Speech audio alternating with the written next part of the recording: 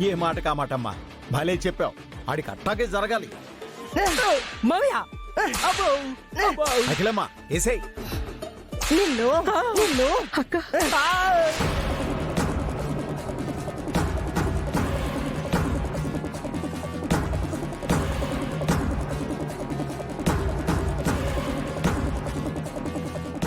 ఏంది?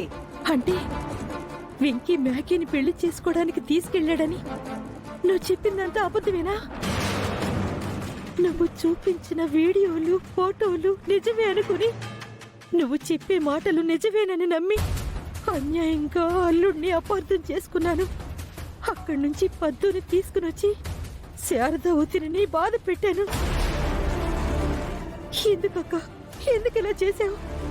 ఎందుకా చెప్తా.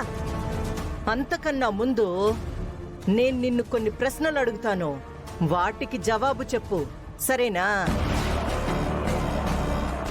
ఆనాడు నేనింట్లో లేనని చెప్పి నీ కూతుర్ని తీసుకుని శారదింటికి పెళ్లి మాటలు మాట్లాడేదానికి పోయినావే, నాతో ఒక్క మాటైనా చెప్పినావా నువ్వు?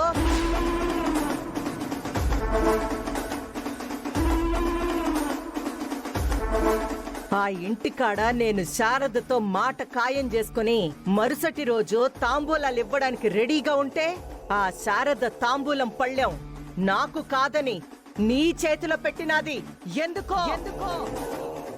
ఎందుకొదినా మా అక్కనిట్ట అవమానిస్తుండావని నువ్వు దాన్ని ఒక్క మాటైనా అడిగినావా?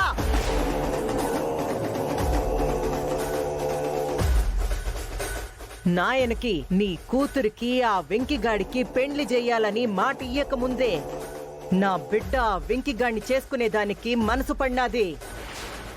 ఆ మొక్క నీ బిడ్డ సెవిన కూడా వేసినది. కానీ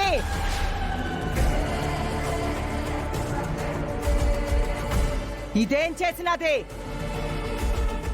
ముద్దపప్పులా ఏమి ఎరగని దానిలా ఉండి పప్పు గుత్తిలాగా ఆ ఇంటికి ఈ ఇంటికి తిరిగి ఆ వెంకిగాణ్ణి ఆళ్ళమ్మని బుట్టలో వేసుకుని తాంబూలం తట్ట నీకందేలా చేసినది.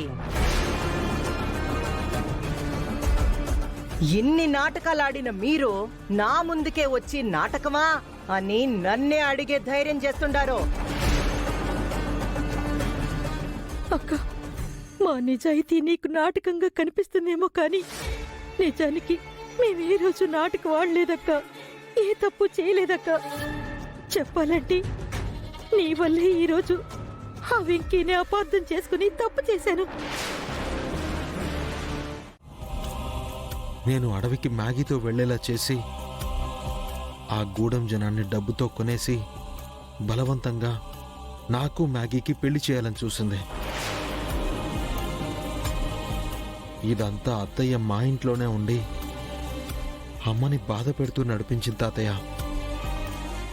చివరి నిమిషంలో నాకు నాటకం తెలిసింది కాబట్టి సరిపోయింది, లేదంటే ఎన్ని ప్రాబ్లమ్స్ వచ్చుండేవి. నన్ను అమ్మని చెల్లిని శత్రువుల్లా చూసే అత్తయ్య కొత్తగా నాకు మ్యాగీకి పెళ్లి చేయడానికి ఇన్ని కుట్రలు చేయడమే ఇక్కడ వింత విచిత్రం తాతయ్య. దేనికోసం ఇలా చేస్తుందో అర్థం కావడం లేదు. అడిగినా అత్తయ్య చెప్పదు, అలా అని మా దారిన మమ్మల్ని వెళ్ళనివ్వదు. మళ్ళీ పెళ్లి నాపే కుట్రలో భాగంగా ఈసారి పద్దునే టార్గెట్ చేస్తుందో, ఈసారి ఎవరిని బలిపశువులుగా మారుస్తుందో తెలియట్లేదు.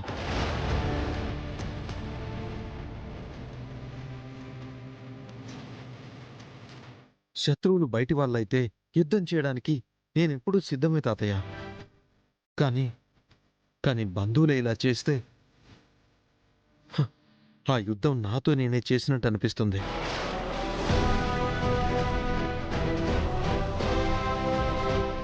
అందుకే తాతయ్య, వాళ్ళని ఏమీ చేయలేక, నాకు ఏమీ అర్థం కాక,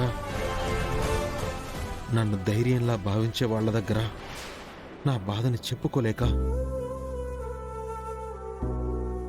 ఇలా నీ దగ్గరకు వచ్చాను తాతయ్య.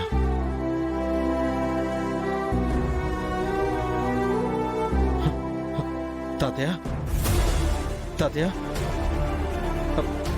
తాతయ్య తాతయ్య తాతయ్య తాతయ్య తాతయ్య నేను తాతయ్య వెంకిని తాతయ్య తాతయ్య తాతయ్య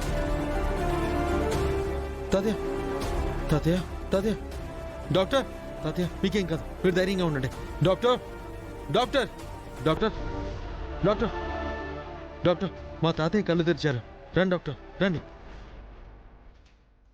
రండి చూడండి డాక్టర్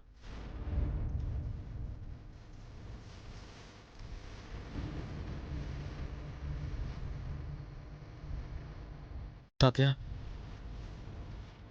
తాతయ్య తాతయ్య